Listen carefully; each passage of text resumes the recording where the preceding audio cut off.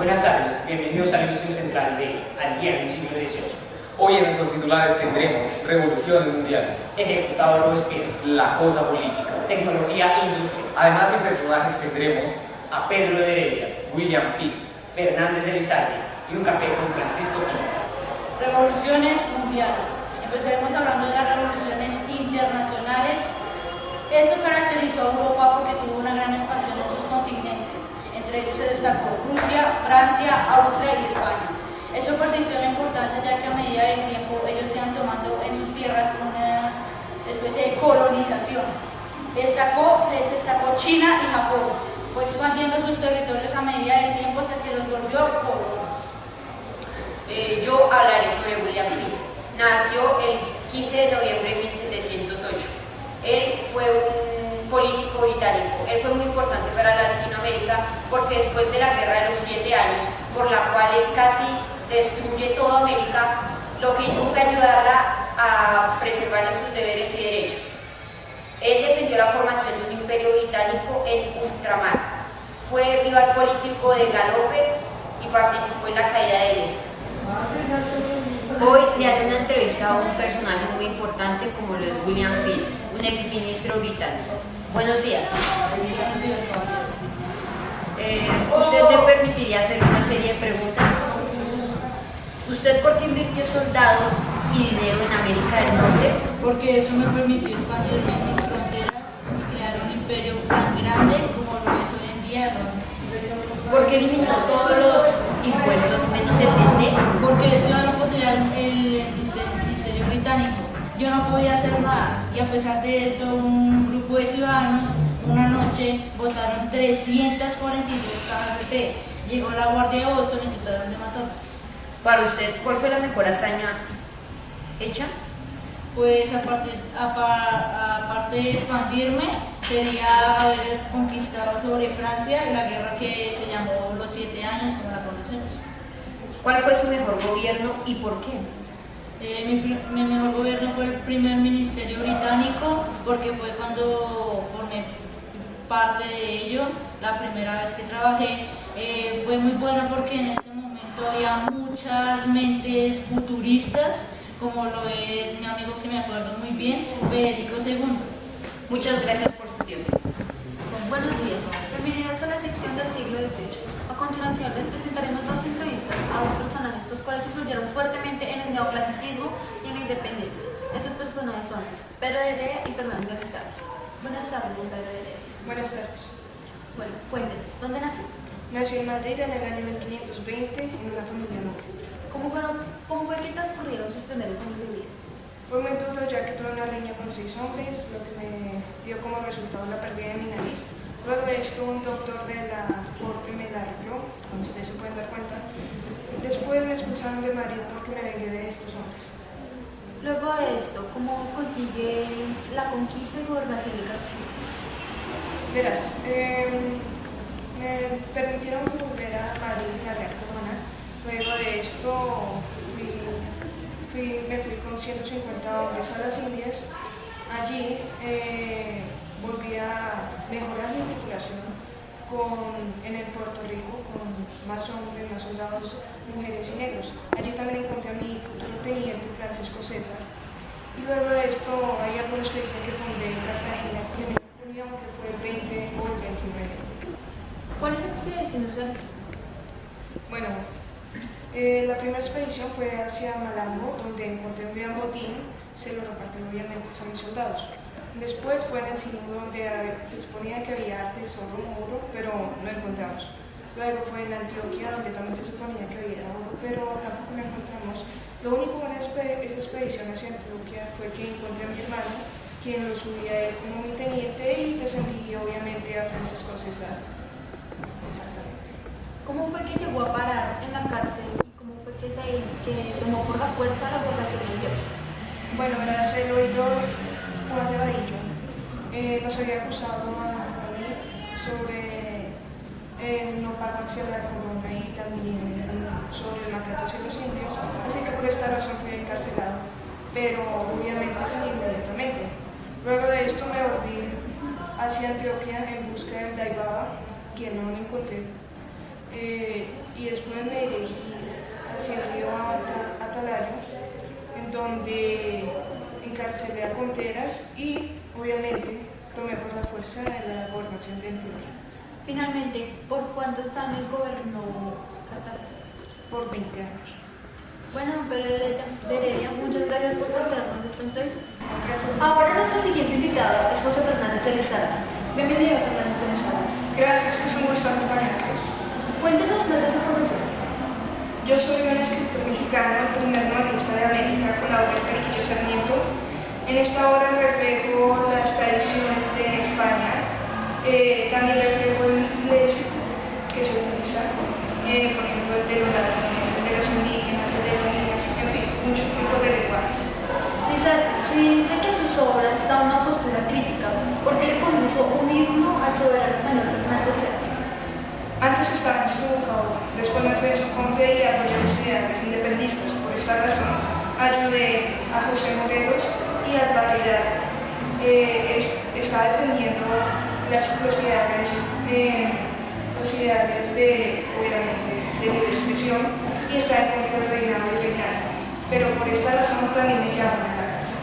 Lizardo, me he enterado que además de ser escritor, es periodista y que tiene un periódico liberal, el cual se tituló El Pensador Mexicano. ¿Qué ocurrió con ese periódico? Lamentablemente Fernando VII fracasó porque estaba derrotando la isla. ¿Cuáles obras son las más importantes que tiene? Aparte del Periquillo Sarmiento, tuve también, obviamente, otros como La Quijote y su prima y la autobiografía mía, la No exististe sin un día de mí. Bueno, muchas gracias por concedernos esta entrevista. No, gracias a ti. Hoy los voy a acompañar en la cosa política. En el siglo XVIII, el absolutismo monárquico alcanza en toda Europa su mayor fuerza y esplendor. Es en este siglo donde la burguesía se opone ya a la monarquía absoluta, ya que ésta, teniendo el poder económico, aspira a tener el poder político monopolizado por la nobleza. Será la burguesía la que asuma el protagonismo en este siglo, que se enfrenta al sistema político-social establecido. Aspiran a destruir el denominado antiguo régimen, que se basa en el absolutismo y los privilegios de la nobleza y clero. También se elabora una nueva cultura llamada la ilustración. En lo que concierne a las relaciones internacionales europeas, aparece un sistema político llamado a tener un gran predicamento, el equilibrio europeo. Esta fórmula, impuesta por Inglaterra, representa el instrumento político del naciente imperialismo británico. A través de este sistema, Inglaterra lograba eliminar cualquier rival peligroso en el continente, enfrentándolo con otra potencia o con una coalición, mientras que su flota se imponía en el océano y sus tropas conquistaban la supremacía en el mundo colónico. En este sentido, no hay duda de que el siglo XVIII inició la preponderancia política inglesa, como el siglo XVII había sido de predominio francés y el XVI del auge español. Buenos días. Ahora, en pleno siglo XVIII, ha estallado un gran avance en tecnología e industria. Aquí, en su noticiero Al Día en el siglo XVIII, les presentaremos lo que piensan las personas de este avance industrial. Pasamos con nuestro reportero Cabreni Marmoto, quien entrevistará a una persona. Aquí, desde las nuevas industrias de Berlín, entrevistaremos a un dueño de una de estas industrias, Giorgio Ditali. Le preguntaremos qué le parece este avance y cómo le ayuda. Bueno, usted, ¿qué cree que sucederá con el gran avance industrial? Pues por lo que se puede apreciar, en este periodo de tiempo se van a crear grandes cambios en las industrias y probablemente generando nuevos aportes tecnológicos que en un futuro pues nos servirán en la producción en las industrias. Bueno, señor Giorgio, ¿cuál cree que será el primer país en industrializarse? Para mí ese país va a ser Inglaterra, ya que ellos tienen más posibilidades económicas para poder realizar más fácilmente su industrialización. ¿Y usted, por qué cree que los campesinos están emigrando del campo a la ciudad? Porque ellos creen que en las industrias de las ciudades tendrán más posibilidades de trabajo que en los campos. Bueno, señor Giorgio, ¿qué consecuencias cree que traerá este gran avance industrial las incorporaciones de los trabajadores en el mundo. Bueno, muchas gracias, señor Giorgio. Con mucho gusto. Bueno, con esta gran entrevista podemos deducir que este avance industrial favorece y favorecerá al mundo, a los empleados de la industria y a la mayor producción de productos. Bueno, estamos aquí en esta entrevista con el doctor José Celestino Mutis, el gran director de esta expedición botánica, y bueno, estamos para que nos diga varios detalles de la expedición y qué lo motivó a estar acá. Buenos días, doctor. Buenos días.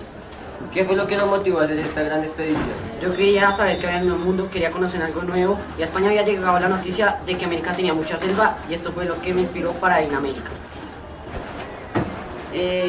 ¿Quiénes fueron sus colaboradores? Estuvo Eloy Valenzuela, que es un presbítero, el reconocido dibujante Pablo García, y ya en Cundinamarca nos ayudó Francisco Matis dibujando las hojas de guado. Y el que más me ayudó fue Francisco José de Caldas. ¿Cómo fue su llegada al Nuevo Mundo? Llegué a un pueblo frío llamado La Mesa y ahí llegué acompañado de pinturas. ¿En qué se basó para llegar a sus descubrimientos? En las ganas de descubrir algo nuevo para la humanidad, aunque fue muy duro ya que tuve que pedirle dinero prestado al rey para traer a mis colaboradores. El apoyo fue bueno, pero mi propósito era fundar una escuela de dibujo que se basara en la botánica. ¿Cuáles fueron sus descubrimientos más importantes? En el reino de Granada descubrí la quina y el té, y en el río Magdalena la papa y la yuca. Y también traté de desaclimatar el maíz y el anís. ¿Cuáles son los beneficios de sus descubrimientos para la humanidad? Pues el guaco sirve como cura para las picaduras de serpiente y además de las minas que se encontraban en este territorio. Y hice un herbario de las plantas que se encontraban en la expedición. ¿Cree que estos descubrimientos hacen que los jóvenes se impulsen a estudiar la naturaleza? Sí, me parece que mis descubrimientos hacen que ellos sepan que hay nuevas cosas por descubrir y el herbario les sirve como futuras investigaciones. Muchas gracias, doctor. Buenos días, hoy nos encontramos en el Virreinato de Nueva España y aquí está con nosotros el gran religioso San Isidro. Vamos a indagar acerca de la vida de Sor Juana Inés de la Cruz. Buenos días. Buenos días. Bueno, ¿puede contarnos por qué escogió el camino del barroco en vez de otro movimiento cultural? Pues ella me contaba que al nacer en el Virreinato de Nueva España, donde toda la cultura era lo que había nacido en Europa Occidental, pues en la época no había nada más que existiera. Para ella eso era toda la cultura del momento. Ok. Y bueno, ¿y qué es eso del Virreinato de la Nueva España? ¿Cómo surgió?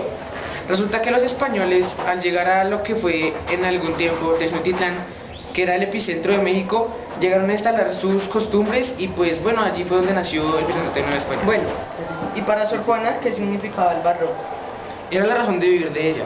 Era todo lo que ella amaba. Ella amaba sus ramas, por ejemplo el teatro, la lírica y sobre todo la poesía. Y Sor Juana, al tener el Sor previo a su nombre, significaba que era una mujer muy religiosa. ¿Por qué se fue principalmente por la vida religiosa? Pues principalmente todo lo que a ella le gustaba empezó con un sometimiento, pero el tiempo se encargó de que todo ello le fuera gustando.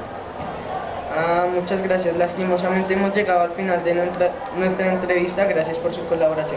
Buenas tardes. Hoy estamos aquí en el Virreinato de Nueva España para indagar un poco más acerca de la vida de Ignacio. ¿Por qué cambió su nombre de Íñigo a Ignacio?